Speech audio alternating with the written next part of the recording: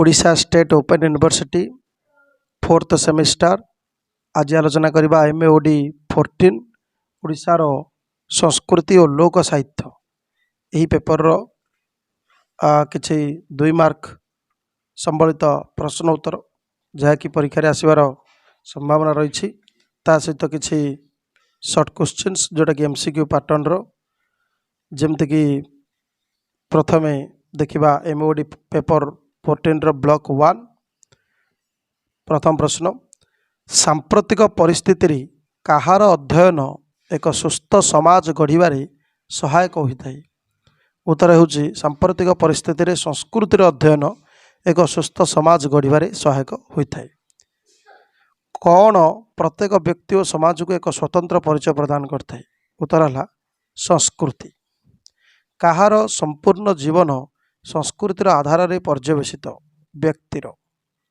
संस्कृति शब्दर प्रथम प्रयोग केबे और कहा द्वारा होइथिला।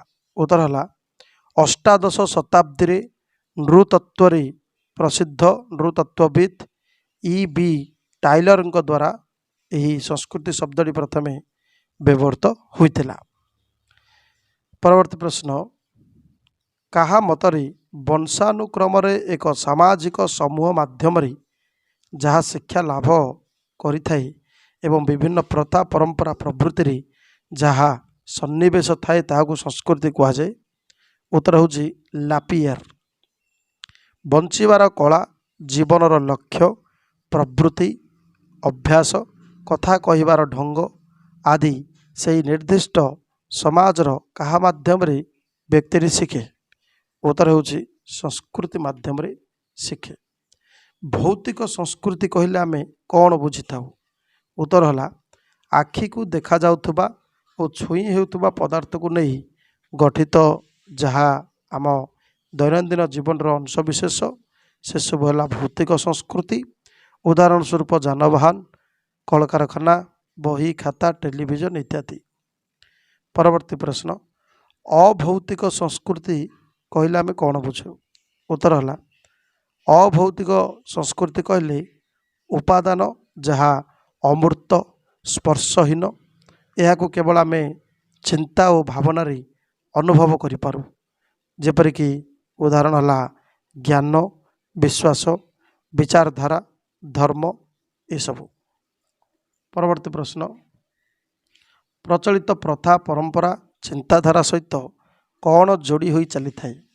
उत्तर है नूतन प्रथा चिंताधारा ये सब जोड़ी होई चली थाए। परवर्ती प्रश्न आबहमान कालरू ए पर्यंत भल भाव निरीक्षण कले संस्कृति को केते भाग रे व्यक्त करा जायथिबार देखा जाए और कौन कौन। उत्तर है आबहमान कालरू ए पर्यंत भल भाव निरीक्षण कले संस्कृति को 3 भाग रे व्यक्त करा जायछि।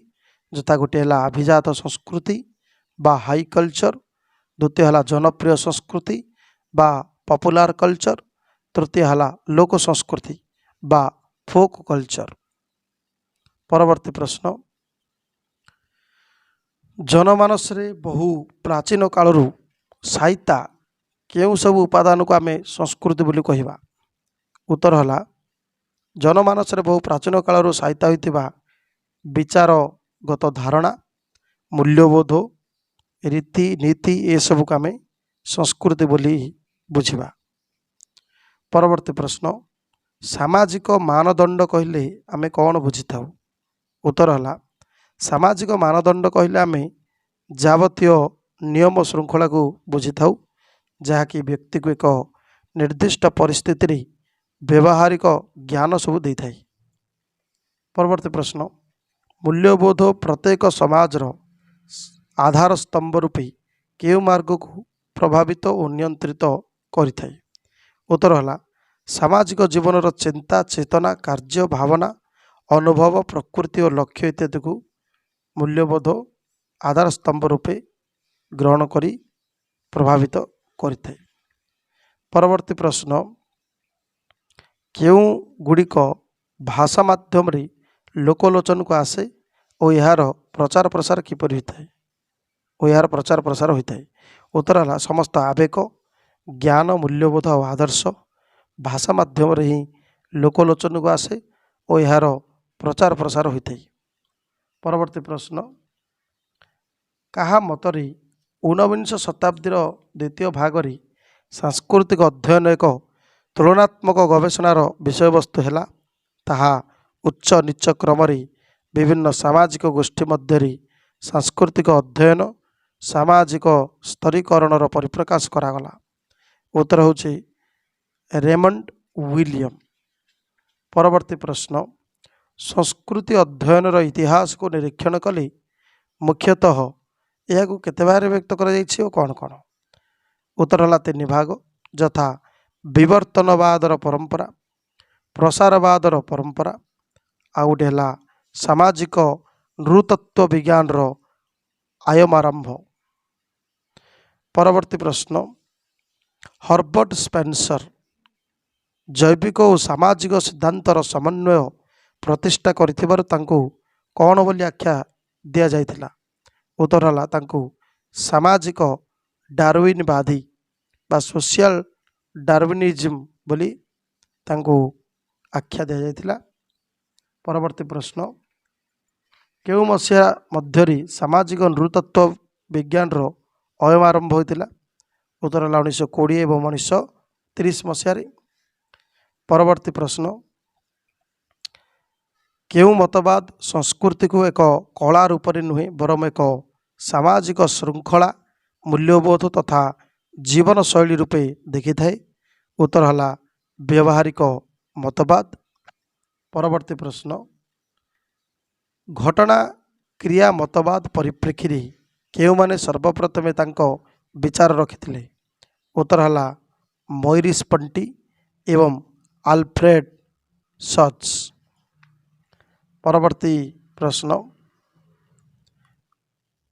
कपिल महर्षि कृत केउ पुस्तक प्राचीन ओडिशा संपर्क में वर्णना देखा मिले। उत्तर है कपिल संहिता। महाभारत रे मध्य कलिंग भूखंड रे केउ नदी प्रवाहित होइतबा कथा उल्लेख अछि। उत्तर है बैतरणी नदी। परवर्ती प्रश्न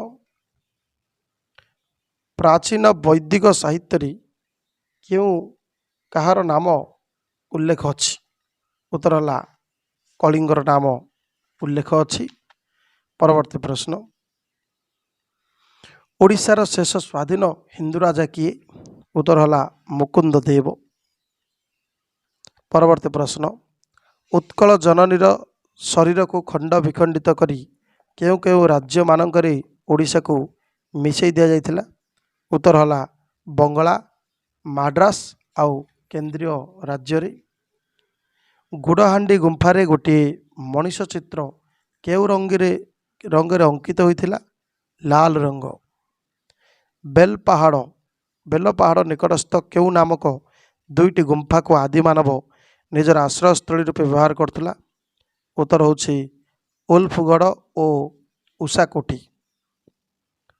ओडिशार केउ जिले रे अन्य 20 गोटी स्थान शिलाचित्र आदिर संधान मिली।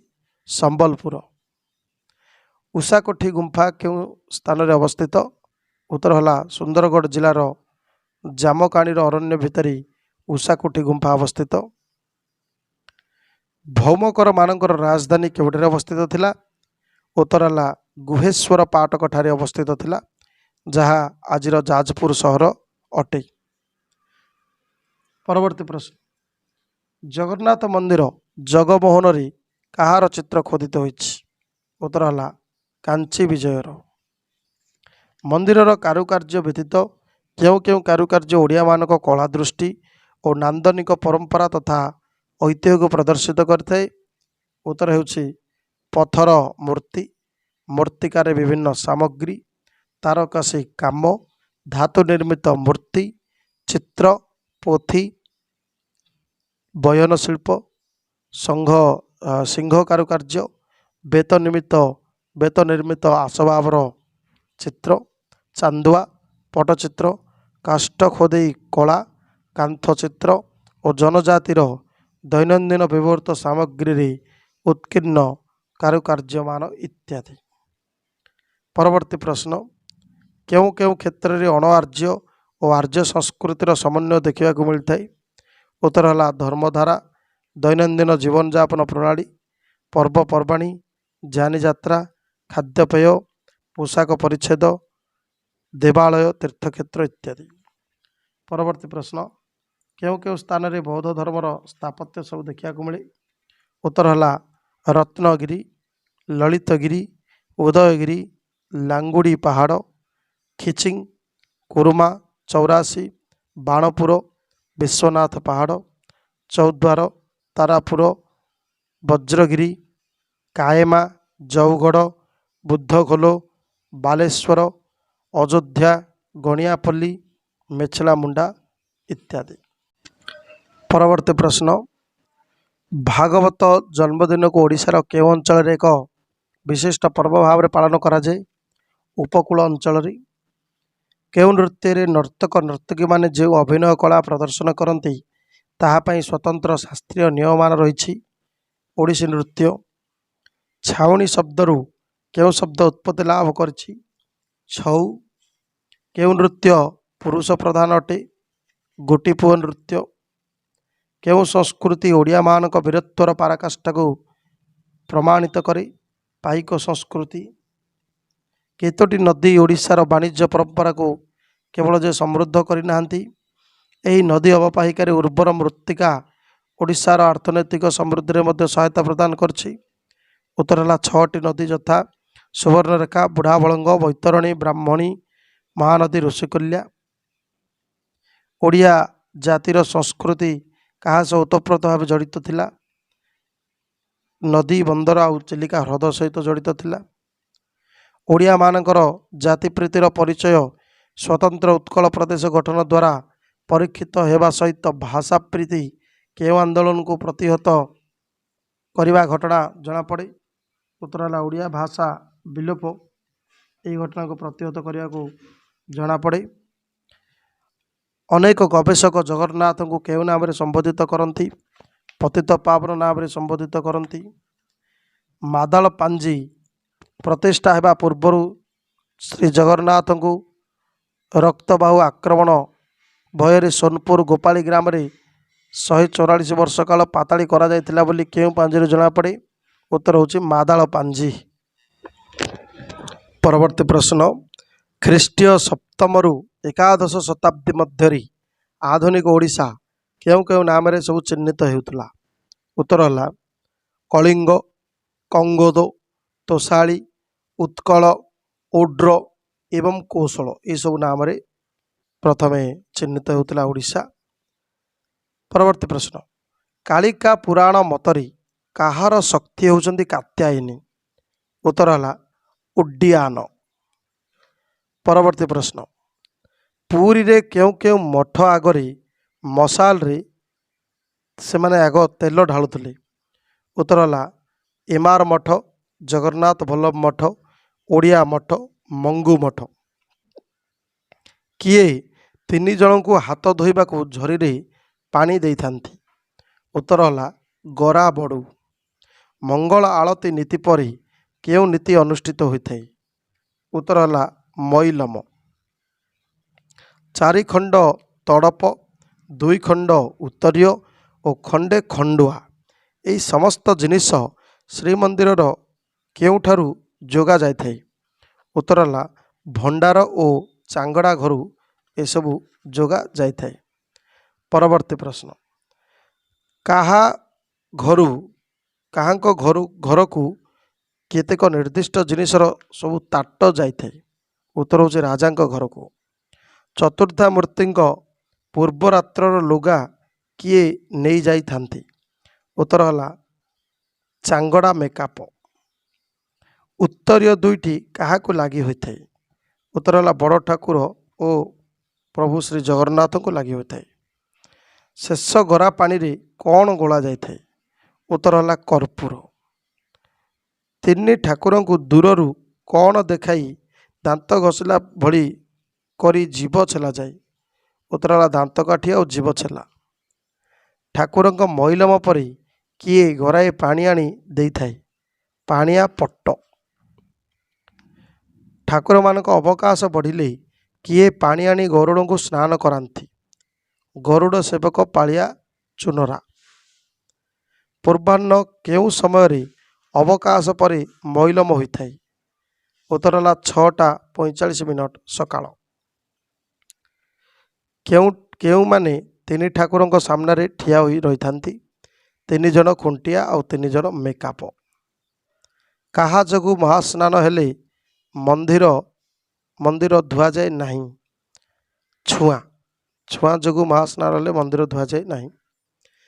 ପରବର୍ତ୍ତୀ ପ୍ରଶ୍ନ, ଯଦି ଦୋଷୀ କିଏ ଜଣା ନ ପଡ଼େ ତେବେ କିଏ ଖର୍ଚ୍ଚ କରି ମହାସ୍ନାନ କରାଇଥାନ୍ତି? ମନ୍ଦିର କର୍ତ୍ତୃପକ୍ଷ। ପରବର୍ତ୍ତୀ ପ୍ରଶ୍ନ, ନିତ୍ୟ ନୈମିତିକ ବସ୍ତ୍ରଭୂଷଣ ଓ ପୁଷ୍ପରେ ସଜ୍ଜିତ ବେଶକୁ କ'ଣ କୁହାଯାଏ? ଶୃଙ୍ଗାର। ଶ୍ରୀ ଜଗନ୍ନାଥଙ୍କ ବେଶ ମଧ୍ୟରେ କ'ଣ ସବୁଠାରୁ ନିରାଡ଼ମ୍ବର ଓ ଅତି ସାଧାସିଧା ବେଶ? ଉତ୍ତର ହେଲା ତଡ଼ପ ଓ ଉତ୍ତରୀୟ। ଚାଙ୍ଗଡ଼ା ଘର ପାଖରେ କେଉଁ ଘର ରହିଛି? ଫୁଲ କୋଠରୀ।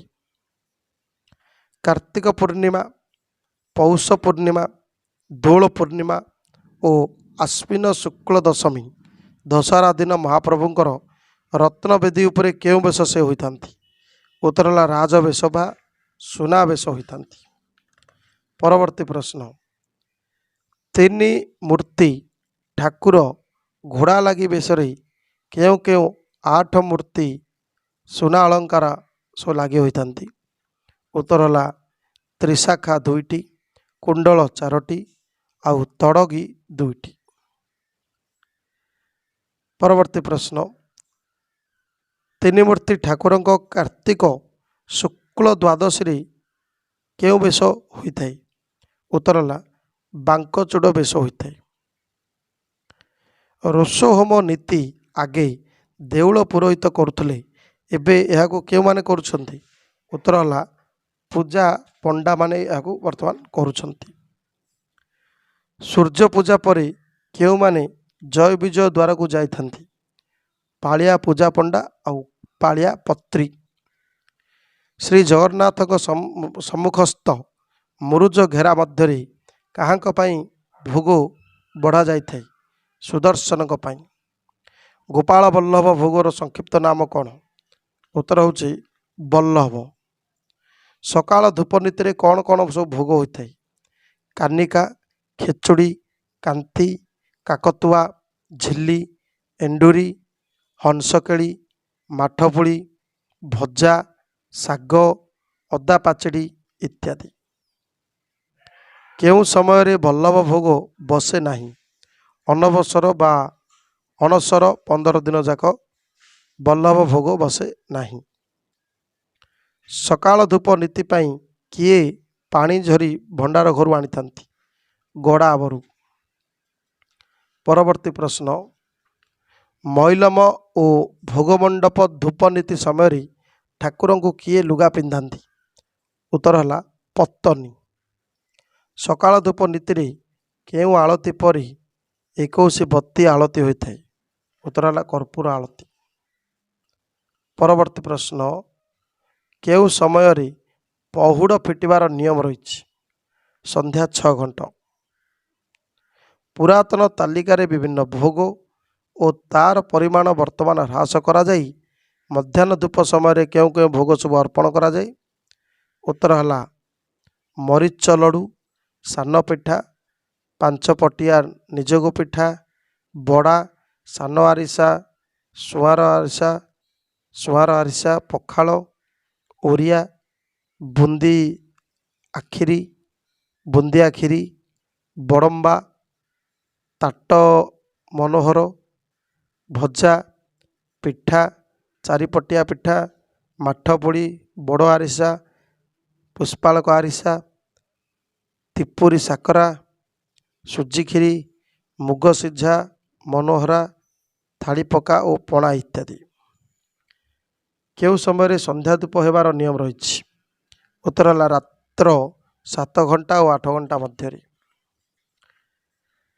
ପରବର୍ତ୍ତୀ ପ୍ରଶ୍ନ, ଚନ୍ଦନ ଲାଗି ସକାଶେ ଠାକୁରଙ୍କ ଭଣ୍ଡାରରୁ କେତେ ଗୋଟି ରୂପ ଚମ୍ପା ପିଙ୍ଗଣ ଦେଇଥାନ୍ତି 3 ଗୋଟି।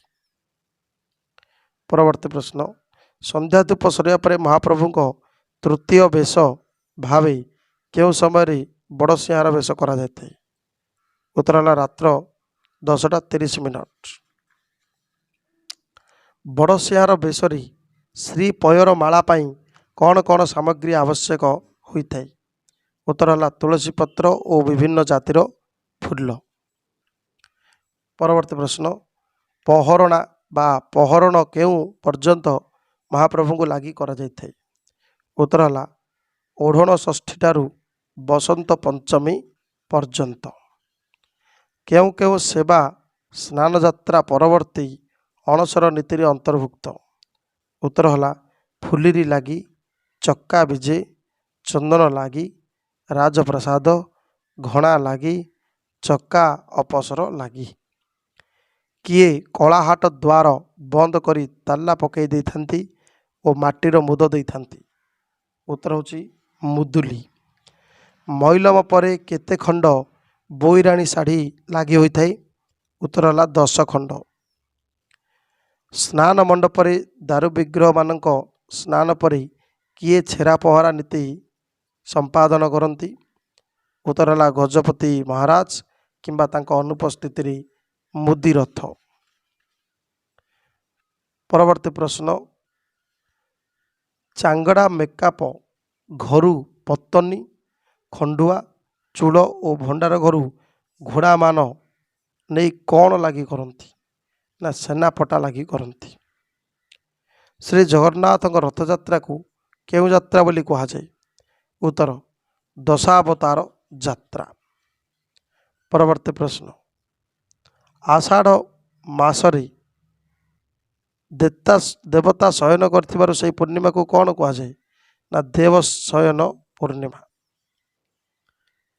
ପରବର୍ତ୍ତୀ ପ୍ରଶ୍ନ, ଅର୍ଣ୍ଣ ବଦଳରେ ପର୍ବଯାତ୍ରା ଯୋଗାଣିଆ ଦେଇଥିବା କ'ଣ ଦିଆଯାଇଥାଏ? ଉତ୍ତର ହେଲା ଶୁଖିଲା ଚାଉଳ ଓ ବିରି ବଳି। କିଏ ଅମୁନିଆ ପାଣି ପକାଇଲା ପରେ ପାଳିଆ ପଢ଼ିଆରୀ ରୋଷକୁ ପହିଲି ଭୋଗ ଛେକ ଆସିବା ନିମନ୍ତେ ଡାକି ଯାଇଥାନ୍ତି? ଉତ୍ତର ହେଲା ସୁଆର ବଢ଼ୁ। ଛେକ ଆସିଲା ପରେ କେଉଁ ପୂଜା ହୋଇଥାଏ? ପଞ୍ଚୋପଚାର ପୂଜା ହୋଇଥାଏ। କେଉଁ ତିଥିରେ 3 ଠାକୁରଙ୍କୁ କନକ ଲାଗିବା ସୁନାବେଶ କରାଯାଏ? ଉତ୍ତର ହେଲା ପୌଷ ପୂର୍ଣ୍ଣିମା ବା ଅଭିଷେକ ପୂର୍ଣ୍ଣିମା ବା ଯାହାକୁ ମଧ୍ୟ ପୁଷ୍ୟାଭିଷେକ ତିଥି ବୋଲି କୁହାଯାଏ। ଶେଷ ପ୍ରଶ୍ନ, କିଏ ବେତ ଧରି ମଣିମା ମଣିମା ଡାକ ଦେଇଥାଏ? ପାଳିଆ ଖୁଣ୍ଟିଆ। ପରବର୍ତ୍ତୀ ଆଲୋଚନା ରହିବ MOD ପେପର 14 ବ୍ଲକ 2। ଅତୀତରେ ଦୀର୍ଘ ଦିନ ଧରି ଲୋକ ସଂସ୍କୃତି ଶବ୍ଦଟି ନିମିତ୍ତ ଇଂରାଜୀରେ କେଉଁ ଶବ୍ଦଟି ବ୍ୟବହାର ହୋଇ ଆସୁଥିଲା? ଉତ୍ତର ହେଉଛି ପପୁଲାର ଆଣ୍ଟିକ୍ୟୁଟି। ଗୋଟିଏ ସଂସ୍କୃତିରୁ ସେ ଜାତିର କେଉଁ ବିଷୟରେ ଜାଣି ହୁଏ? ବୈଶିଷ୍ଟ୍ୟ ଓ ମହତ୍ଵ ବିଷୟରେ। ଫୋକ୍ ଶବ୍ଦଟିର ସଂକୀର୍ଣ୍ଣ ଓ ବ୍ୟାପକ ଅର୍ଥ ସବୁ କ'ଣ ରହିଛି? ସଂକୀର୍ଣ୍ଣ ଅର୍ଥରେ ଏହା ଅସଂସ୍କୃତ ବା ମୂଢ଼ ସମାଜକୁ ଦ୍ୟୋତକ କରିଥାଏ। ବ୍ୟାପକ ଅର୍ଥରେ ଏହା ସୁସଂସ୍କୃତ ରାଷ୍ଟ୍ରର ସମସ୍ତ ଜନସାଧାରଣଙ୍କ ନିମିତ୍ତ ବ୍ୟବହୃତ ହୋଇଥାଏ। ପରବର୍ତ୍ତୀ ପ୍ରଶ୍ନ, ଭାରତୀୟ ବାଗ୍ମୟରେ ବହୁ ପ୍ରାଚୀନ କାଳରୁ କେଉଁ ଶବ୍ଦଟି ବ୍ୟବହାର ହୋଇ ଆସୁଥିବାର ଲକ୍ଷ୍ୟ କରାଯାଏ? ଲୋକ ଶବ୍ଦଟି। କେଉଁ ଶବ୍ଦଟି ମଧ୍ୟଯୁଗର ସନ୍ଥ ଏବଂ ଭକ୍ତ ଜୀବନ ସହିତ ସମ୍ବନ୍ଧିତ? ବାର୍ତ୍ତା ଶବ୍ଦଟି। ପରବର୍ତ୍ତୀ ପ୍ରଶ୍ନ, ଫୋକଲୋରର ଭାରତୀୟ ପରିଭାଷା ଭାବରେ କେଉଁ 2ଟି ଶବ୍ଦ ବିଶେଷ ପ୍ରଚଳନ ପରିଲକ୍ଷିତ? ଉତ୍ତର ହେଉଛି ଲୋକ ସଂସ୍କୃତି ଆଉ ଗୋଟେ ହେଉଛି ଲୋକବିଦ୍ୟା। ଡକ୍ଟର ବାସୁଦେବ ଶରଣ ଅଗ୍ରୱାଲଙ୍କ ମତରେ ଲୋକବିଦ୍ୟା କ'ଣ? ଲୋକविद्या एक जीवित शास्त्र है। सहानुभूति के साथ उसका अध्ययन अपनी संस्कृति के भूले पथों का उद्घाटन कर सकता है। लोक का जितना जीवन है उतना ही लोकवार्ता का विस्तार है। लोकों में बसने वाला जन, जनक, भूमि और भौतिक जीवन तथा तीसरे स्थान में उस जन की संस्कृति। इन तीन क्षेत्रों में लोगों के पूरे ज्ञान का अंतर्भाव होता है और लोकवार्ता का संबंध भी उन्हीं के साथ है। परवर्ती प्रश्न, लोकविद्या कौन ना जन समाज रे व्याप्त समस्त विचार, आदर्श, मनोभाव, विश्वास, परंपरा, राग, द्वेष, रीतिनीति, अनुष्ठान, क्रियाकर्मादिर समन्वित अध्ययन होछि लोकविद्या। परवर्ती प्रश्न, लोक साहित्य भितर कौन सब अंतर्भुक्त रही? उत्तर है लोकगीत, लोकगाथा, लोककथा, धर्मगाथा, लोक आचरण, लोकनाट्य ये सब अंतर्भुक्त रही। परवर्ती प्रश्न, लोक भाषा भितर क्यों प्रमुख विषय सब अंतर्भुक्त? उत्तर है लोक शब्दावली, लोकोक्ति, रूढ़ी, प्रहेलिका, प्रवाद, प्रवचन। लोक कला भितर क्यों सब विषय अंतर्भुक्त? लोक नृत्य, लोक संगीत, लोकचित्र, लोकशिल्प, लोक व्यवसाय इत्यादि। प्रत्येक देशर आदि साहित्य मुख्यतः कौन होता है? लोकतात्विक होता है। इंग्लैंड रे किए प्राचीन गाथा संग्रह करी प्रकाश करते? एडिसन। लोकविद्या चर्चा क्षेत्र में कहार सौर सिद्धांत एक नूतन दिगंतर उन्मोच करथिला? मार्क्स मुलर। केउं गाथार अध्ययन माध्यम फिनलैंड रो प्राचीन इतिहास को द्योतक करा जायथिला? कालवेला यही गाथार। स्पेन रे किए लोकविद्यार नियमावली प्रस्तुत करछंती? Lewis sets. अमेरिका रे कौन स्थापना पर लोकविद्या आलोचना और संग्रह उपर गुरुत्व आरोप करा जायथिला? लोकविद्या परिसर 1988। लोक साहित्यर भित्ति कौन? मौखिक परंपरा। लोक साहित्य संग्रह और गवेषणा क्षेत्र में कहार नाम सर्वदा उल्लेखयोग्य? George Grierson. जेम्स लोग नारी समाज रे प्रचलित प्राय केते हजार लोकोक्ति संग्रह करी वर्णनानुक्रमे 1872 मसीह प्रकाश करथिले? 3000। परवर्ती प्रश्न, विलियम क्रुक तांका संगृहीत उपादान को विश्लेषण करी केउं सिद्धांत रे उपनीत होइछंती? उत्तर है आभिजात्य समाजर बहु विश्वास, रीतिनीति और लोकाचार जाकि द्राविड़ जाति आसीछि। परवर्ती प्रश्न, जोगेंद्रनाथ सरकार 1897 मसीह हसी खुशी नाम रे केते भागरी हसी खुशी नाम रे केते भागरे शिशु साहित्य प्रकाश करथिले? 2 भागरे। परवर्ती प्रश्न, डॉक्टर भरियार एल्विन 1935 रु 1958 मध्य केतोटी पुस्तक रचना करथिले? 15टी।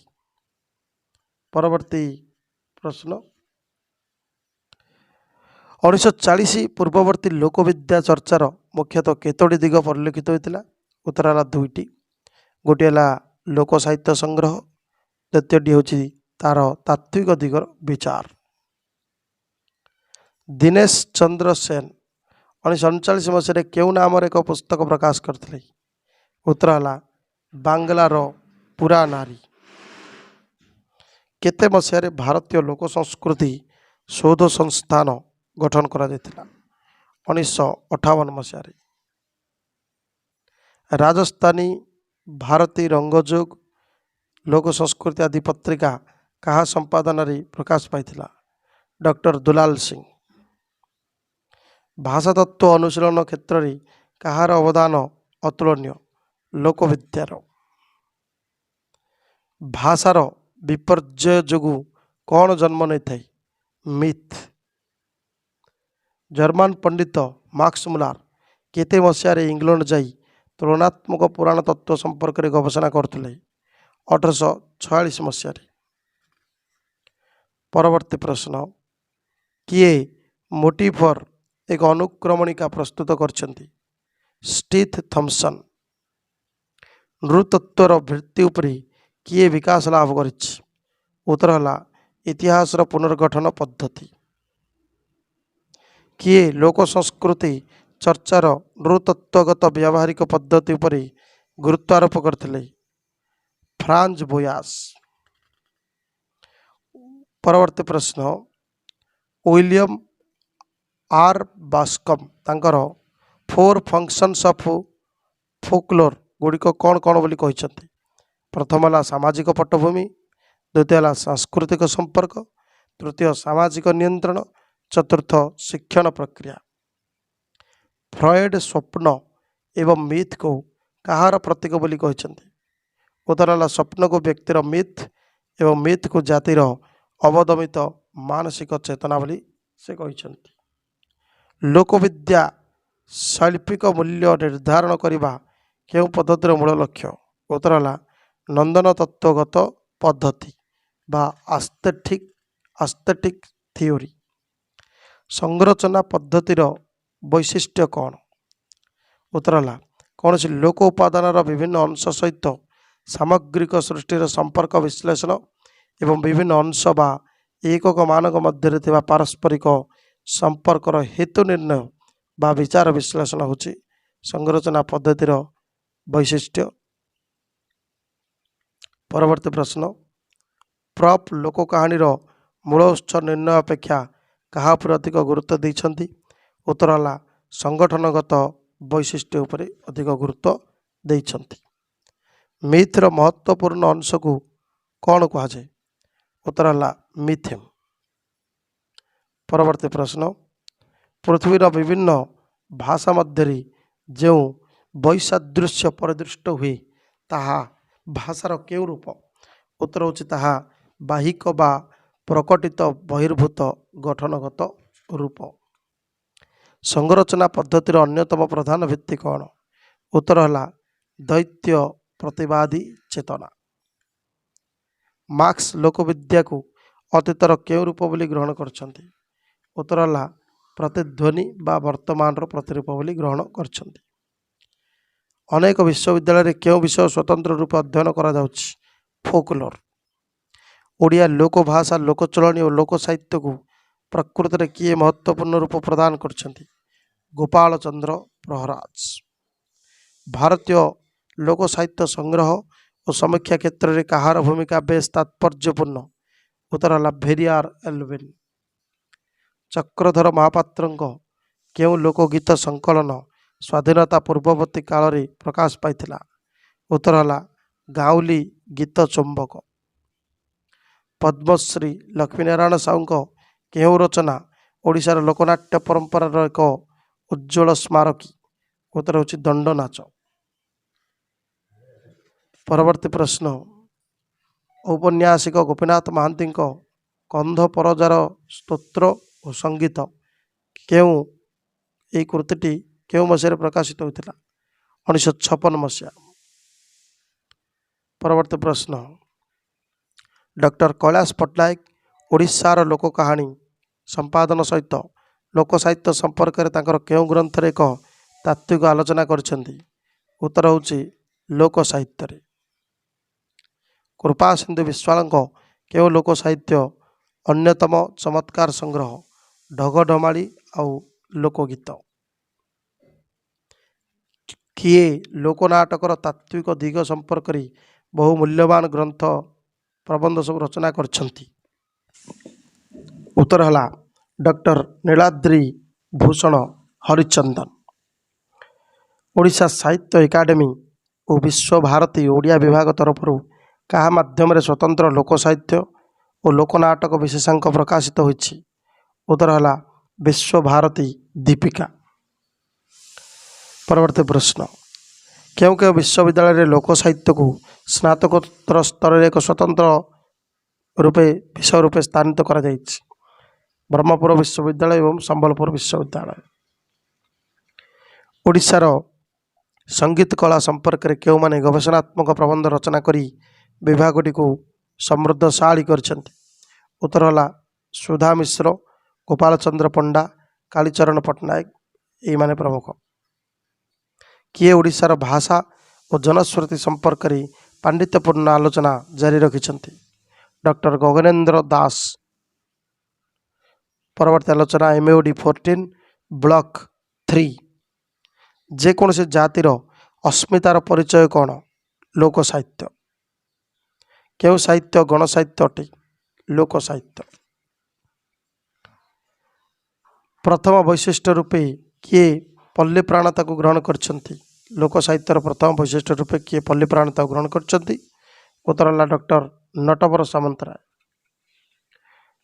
परवर्ती प्रश्न, क्यों शास्त्र अनुसार लोक शब्द संजोगापेक्षी? उत्तर हो आयुर्वेद शास्त्र। इंग्राजी लोक शब्दर पारिभाषिक शब्द रूपे क्यों शब्द व्यवहृत? फोक। लोकनाट्यर विभिन्न विभाग गुड़िक कौन कौन? उत्तर हो लीला नाटक जमतीक रामलीला, कृष्ण लीला, भारत लीला, यात्रा जमतीक विभिन्न देवादेवी यात्रा, गीतिनाट्य, स्वांग, प्रहसन। आ गोटे है अन्य नाटक जमती छौ नाट, मोगल तामसा, दंड नाट, डाल खाई, रसरकेली, कन्हई नाट इत्यादि। लोक साहित्य को मुख्यतः केते बार व्यक्त कराइछ कौन कौन? 3 भाग यथा गद्य, पद्य, नाट्य। गद्य मध्य रही अलौकिक, पर्यटन, शिकार, हास्य, व्यंग, विश्वासबोध, वाणिज्य तथा विभिन्न जड़ पशु पक्षी संबंधी कथा। पद्य मध्य रही नारी जीवनर क्रीड़ा, हास्य, विश्वास, कांद, आनंद, कृषि संपर्क, थट्टा मजालिया वचन एवं बोली, विभिन्न प्रकार बोली। पल्ली मनुष्यर कर्ममुखर जीवनर बहु अनुभूति, मातृ हृदयर स्नेह, ममता, बुद्धि परीक्षा, यही सब। लोक साहित्यर मुख्यतः केतोटी रूप रही कौन कौन? उत्तर है 3टी रूप रही। कहानी रूप बा गद्य रूप, नाट्य रूप, आ गोटे हूँ पद्य रूप बा लोकगीत जहाँ आम कह। लोक साहित्य संग्रह क्षेत्र में प्रथमे किए साहसिक पदक्षेप ग्रहण करते? उत्तर जॉन बीम्स। साहित्य मुख्यतः केते बार व्यक्त कौन कौन? 2 भाग व्यक्त यथा लोक साहित्य आ गोटे विदग्ध साहित्य। परवर्ती प्रश्न, क्या द्वारा ओडिशार लोक संस्कृति शीर्षक पुस्तक प्रकाश लाभ करछि?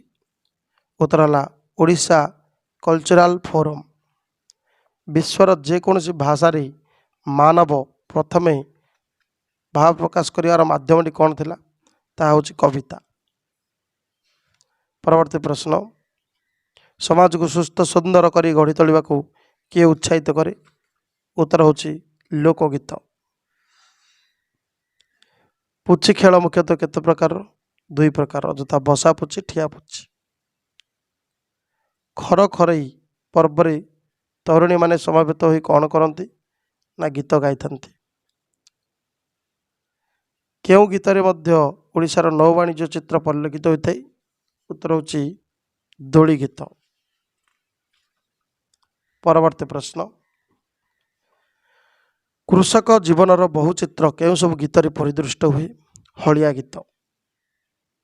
लोक कवि कौन सी कार्य रे अयम आरंभ पूर्व क्या स्मरण करती? प्रभु श्री जगन्नाथ को। कला पहाड़ ओडिशा आक्रमण करिवार अन्यतम लक्ष्य कौन थिला? हिंदू देवादेवी मंदिर को ध्वंस करने। श्रृंगार रसर स्थायी भाव कौन? उत्तर हूँ रति। पिलामानक प्रति पितामाता स्नेह ममता क्यों रसर उदाहरण? बात्सल्य रस। जामुडाली गीत रे क्यों रागर स्वरूप रही? नट और हिंदुस्तानी बिलबिला रागर। वचन शब्द रे प्र उपसर्ग कले कौन हुए? प्रवचन। प्रबाद शब्दटी क्यों सृष्टि? प्र उपसर्ग प्लस बाद एथिर सृष्टि। परवर्ती प्रश्न, ध्वनि काव्यर समस्त वैशिष्ट्य और महत्व क्यों सुरक्षित? प्रबाद और प्रवचन रे। प्रबाद और प्रवचन रे मुख्यतः केतोटी छंद परिलक्षित हुए? 2टी यथा पद्य छंद, गद्य छंद। परवर्ती प्रश्न,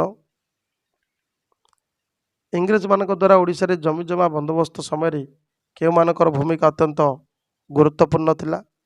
उत्तर होची अमीन मानकर। ओडिशार व्यक्ति विशेषकर मनस्तत्व बहु समय क्या द्वारा परीक्षित हुए? उत्तर होची ज्योतिष शास्त्र। पंडित सूर्यनारायण दास लोक कहानी गुड़िक मुख्यतः केतबार व्यक्त कर कौन कौन? 4 बार व्यक्त कर यथा गोटे है देवता भूत प्रेत बेताल यक्ष अप्सरा एमानकर सब दैविक विषयर गल्प। आउ गोटे है असुर इंद्रजालिक तांत्रिक प्रवृत्ति भौतिक विद्या संबंधित गप। तृतीय है राजा मंत्री साधव कटुआल एमान संपर्कित गप। चतुर्थ है साधारण जीवन विभिन्न दिग उपर निर्भर करथबा कहानी। संग्रहित होइतिबा कहानी गुड़िकर रूप विभव और रसानुभूति को लक्ष्य कले सेगुड़ी को क्यों क्यों भाग व्यक्त करा जायछि? एक है सामाजिक, 2 ऐतिहासिक, 3 अलौकिक, 4 है पौराणिक बा आध्यात्मिक। परवर्ती प्रश्न, क्यों लोक कहानी शिव पार्वती दयारू भाई मान मृत्युवरण करते हैं से पुणी बंची उठी? योजना कथार।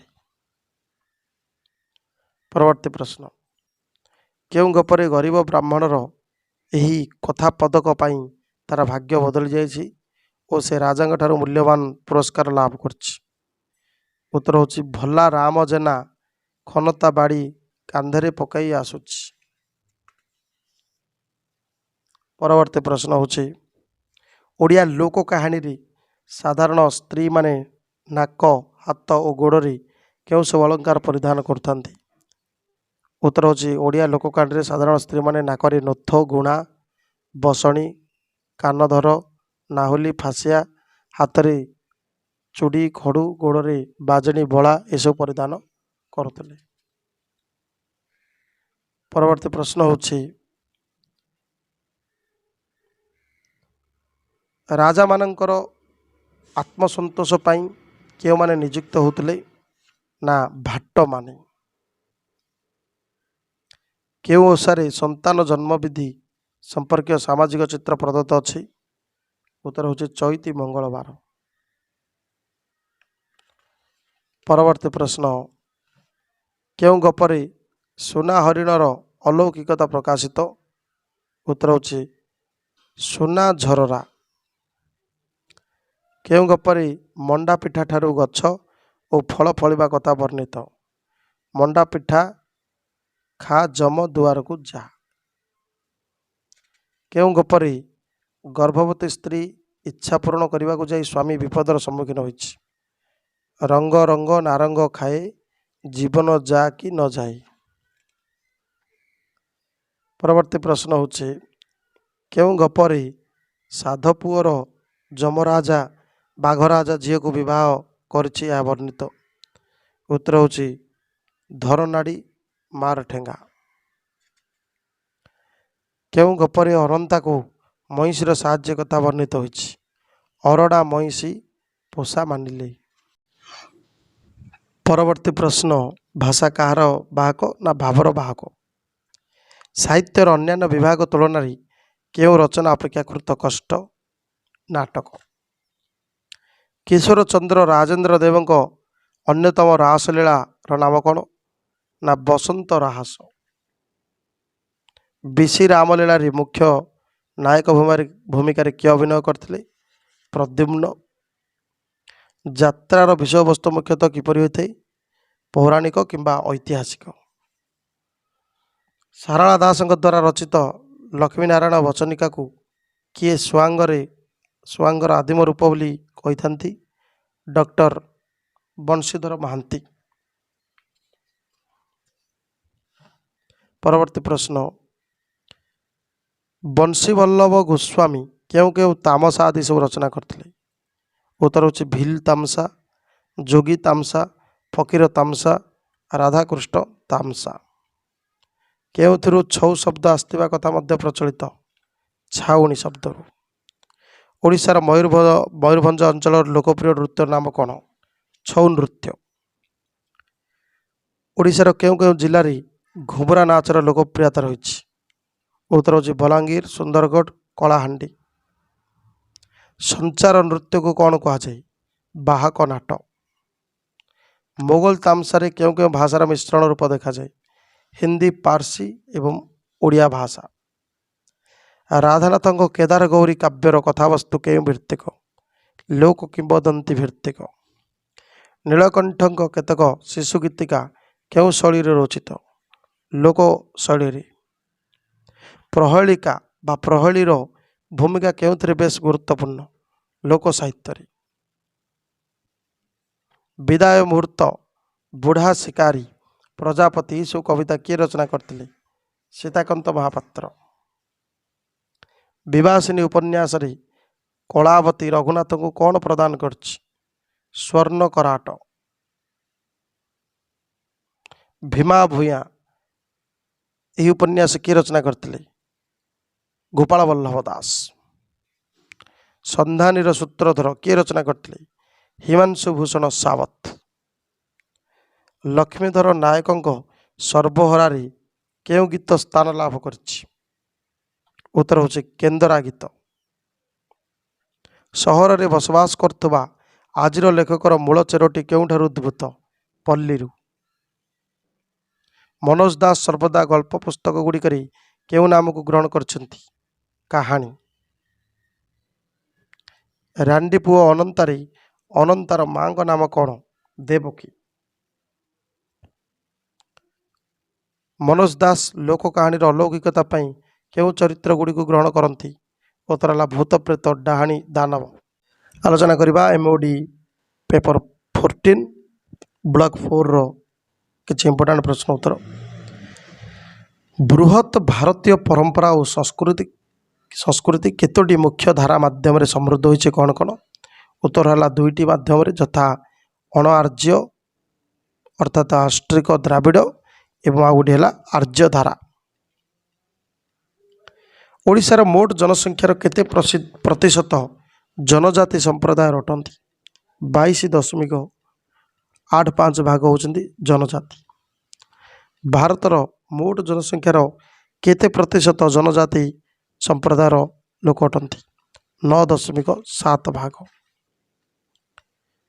क्यों जनजाति संप्रदाय निषाद मानकर उत्तरदायद अटंती? उत्तर है किरात, भील एवं पुलिंद। इंग्राजी भाषा रे आदिवासी शब्द को कौन कहा जाए? ट्राइब। इंग्राजी जो ट्राइब शब्द प्रकृति में क्यों शब्द गृहीत? ताहा लाटिन शब्द ट्रिबस रु गृहीत। प्राचीन ओडिशा रे बहु परिमाण रे जनजातिर लोक बास करतबारु एहाकु एक केउं देश भाव में मध्य ग्रहण करा जाउतला? ना म्लेच्छ देश। किए जारा सबरर महनीयता कथा को व्याख्या करने को जाए लिखिछंती? मु अबा मूढ़ तू भूत भविष्य ज्ञाता तोते कि अदृश्य ये नाराज घाता कथा। सारला दास लिखिछंती। संस्कृति परिवर्तनर मुख्य माध्यम गुड़िक कौन कौन? उत्तर होची जोगाजोग एवं इंटरनेट, कम्युनिकेशन और इंटरनेट। ओडिशा रे बहुल भाव में बास करतबा कंध संप्रदाय केतोटी अंतः संप्रदाय व्यक्ति विभक्त होइछन्ति और कौन कौन? 4टी, यथा कुटिया कंध, डंगरिया कंध, झरिया कंध आ गोटे देशिया कंध। लोधा संप्रदाय केते भाग व्यक्त? कौन कौन? 2 भाग, यथा लोधा खड़िया, लोधा सबर। आर्य बा देवता प्रतिपक्ष भाव में अरण्य निवासी अण आर्य को कौन सब कहला? उत्तर होची असुर। परवर्ती प्रश्न, मयूरभंज अंचल में बास करतबा क्यों जनजाति संप्रदाय संपूर्ण रूपे हिंदू देवादेवी को पूजा करथंती? लोधा। करमा पूजा केते दिन पर्यंत पालित हुए? 7 रु 8 दिन। छेरा छेरा रे कौन मिलता है? मंडा पिठा, धान, चाउल, पिठा, पैसा इत्यादि। भारत वर्ष तथा ओडिशा रे इंग्रेज शासन समय जनजाति मध्य କେଉଁ ଧର୍ମର ପ୍ରସାର ଘଟିଥିଲା? ଖ୍ରୀଷ୍ଟ ଧର୍ମ। ମାଘ ପୂର୍ଣ୍ଣିମା କେଉଁ ସମ୍ପ୍ରଦାୟର ଏକ ବଡ଼ ପର୍ବ ଅଟେ? ଜୁଆଙ୍ଗ। ମୟୂରଭଞ୍ଜ ଅଞ୍ଚଳରେ ହିନ୍ଦୁ ସମ୍ପ୍ରଦାୟ ମଧ୍ୟରେ କେଉଁ ସମ୍ପ୍ରଦାୟ ସଂଖ୍ୟା ଅଧିକ? ମହାନ୍ତ ଆଉ କୁର୍ମୀ ସମ୍ପ୍ରଦାୟ। କେଉଁ କେଉଁ ବାଦ୍ୟଯନ୍ତ୍ର ସବୁ ଛଉ ନୃତ୍ୟରେ ବ୍ୟବହୃତ ହୁଏ? ଢୋଲ, ମାଦାଳ, ଧୁମସା, ଟିକ୍ରା, ନାଗରା, ମହୁରୀ, ହାରମୋନିୟମ, ଘଣ୍ଟ, ରଣସିଂହ ଇତ୍ୟାଦି। ମୟୂରଭଞ୍ଜ ବ୍ୟତୀତ କେଉଁ କେଉଁ ଅଞ୍ଚଳରେ ଛଉ ନୃତ୍ୟ ପାଇଁ ପ୍ରସିଦ୍ଧ? ଝାଡ଼ଖଣ୍ଡର ସିଂହଭୂମି ଜିଲ୍ଲାର ଷଢ଼େଇକଳା ଆଉ ପଶ୍ଚିମବଙ୍ଗର ପୁରୁଲିଆ ଜିଲ୍ଲା। କେଉଁ ସମ୍ପ୍ରଦାୟ ମଧ୍ୟ ଚୈତ୍ର ମାସରେ ଆମ୍ବଖିଆ ପର୍ବ ପାଳନ କରନ୍ତି? ଜୁଆଙ୍ଗ। କରମା ଓ ଧରମା ଏମାନେ କ'ଣ ଅଟନ୍ତି? ଏମାନେ ସମ୍ପର୍କରେ ଦୁଇ ଭାଇ। ପରବର୍ତ୍ତୀ ପ୍ରଶ୍ନ, କରମା ସାନି ପୂଜା କେତେ ଦିନ ଧରି ଚାଲିଥାଏ? 1 ସପ୍ତାହ। କେଉଁ ଅଞ୍ଚଳରେ ଟୋକି ପର୍ବ ବା ଟୋକି ମରା ପର୍ବ ପାଳନ କରାଯାଏ? କନ୍ଧମାଳ। କନ୍ଧ ସମ୍ପ୍ରଦାୟର ଅତି ପ୍ରିୟ ବାଦ୍ୟ କ'ଣ? ଢାପ୍। ଦଣ୍ଡା ହୁଲିଆ ନାଚକୁ କ'ଣ କୁହାଯାଇଥାଏ? ଦଣ୍ଡାରୀ ନାଚ ବା କାଠ ନାଚ। ଜେନା ଖୋଲରେ ମାଙ୍କ ପୂଜା ଓ ବଳି ପରେ କ'ଣ ଆରମ୍ଭ ହୋଇଥାଏ? ଛତର ଯାତ୍ରା। କେଉଁ ମାସରେ ଗୁରୁଙ୍କ ପାଖରେ ଦାସାଇଁଆ ନୃତ୍ୟ ଶିକ୍ଷା କରିଥାନ୍ତି? ଚତୁର୍ମାସ୍ୟାରେ। ଭୂଇଁଆ ସମ୍ପ୍ରଦାୟର ପ୍ରିୟ ବାଦ୍ୟ କ'ଣ? ଚାଙ୍ଗୁ। ଗାଳି ଏନେଜ୍ ଏହାର ଅର୍ଥ କ'ଣ? ମାଙ୍କଡ଼ ନାଚ। ଜନଜାତିଙ୍କ ପ୍ରିୟ ବସ୍ତୁ ସବୁ କ'ଣ? କାଠ ପାନିଆ, ଶିଙ୍ଗ ନିର୍ମିତ ପାନିଆ। ପରବର୍ତ୍ତୀ ପ୍ରଶ୍ନ, କାହାର ବହୁ ଆଞ୍ଚଳିକ ସ୍ତର ରହିଛି? ଭାଷାର।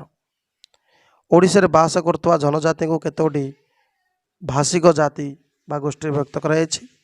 ନା 3ଟି। ଗୋଟିଏ ହେଲା ମୁଣ୍ଡା ବା ଅଷ୍ଟ୍ରିକ ଗୋଷ୍ଠୀ, ଆଉ ଗୋଟେ ଦ୍ରାବିଡ଼ ଗୋଷ୍ଠୀ, ଆଉ ଗୋଟେ ଭାରତୀୟ ଆର୍ଯ୍ୟ ଗୋଷ୍ଠୀ। ଓଡ଼ିଶାର କେତୋଟି ଜନଜାତି ସମ୍ପ୍ରଦାୟର ଆଦିମ ଗୋଷ୍ଠୀ ଭାବରେ ଗୃହୀତ ହୋଇଛନ୍ତି? ଓଡ଼ିଶାର 13ଟି ଆଦିମ ସମ୍ପ୍ରଦାୟ ଗୋଷ୍ଠୀ ଭାବରେ ଗୃହୀତ ହୋଇଛନ୍ତି।